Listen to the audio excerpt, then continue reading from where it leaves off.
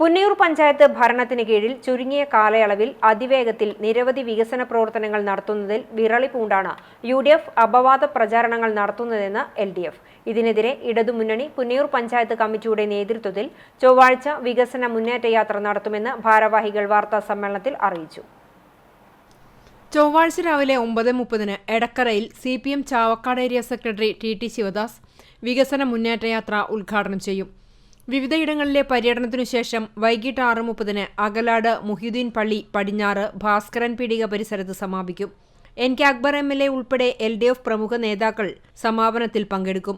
കഴിഞ്ഞ 4 വർഷം കാലയളവിൽ സമാനതകളില്ലാത്ത വികസന പ്രവർത്തനങ്ങളാണ് LDFന്റെ നേതൃത്വത്തിൽ നടത്തിയതെന്ന് LDF നേതൃത്വം അവകാശപ്പെട്ടു.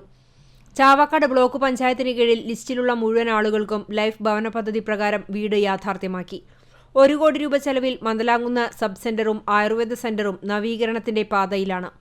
എടക്കഴിയൂരിലെ GLP school, Mandalamkunnu GFUP, Punnayur GLP, Kuranjur തുടങ്ങിയ സ്കൂളുകളുടെ നവീകരണം, 33 അങ്കണവാടികളിൽ 10 എണ്ണത്തിന്റെ ശീതീകരണ സംവിധാനത്തോടെയുള്ള നവീകരണം തുടങ്ങിയ ഭരണസമിതിയുടെ നേട്ടങ്ങളിൽ ചിലത് മാത്രമാണ്. തെരുവ് വിളക്കുകളുടെ പ്രവർത്തനക്ഷമത സമ്പൂർണ്ണ വൈദ്യുതീകരണത്തിലേക്ക് പ്രവേശിക്കുകയാണ്.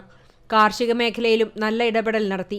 കാര്യക്ഷമമായ കുടിവെള്ള പദ്ധതികൾ, മത്സ്യഗ്രാമം പദ്ധതി, ഓപ്പൺ ജിമ്മുകൾ, ക്ലീൻ പുന്നയൂർ പദ്ധതി, വാതക ശ്മശാനം, മെച്ചപ്പെട്ട കളിക്കളം തുടങ്ങിയ നിരവധി വികസന പ്രവൃത്തികൾ കണ്ട് വിറളി പൂണ്ടാണ് UDF അവാസ്തവമായ ആരോപണങ്ങൾ ഉന്നയിക്കുന്നതെന്ന് LDF Punnayur panchayat convener V. Sameer, panchayat standing committee chairman AK Vijayan, നേതാക്കളായ PV Jabir, C. Sharafuddin, KB Fazaluddin, MA Wahab, KA Swali തുടങ്ങിയവർ പറഞ്ഞു.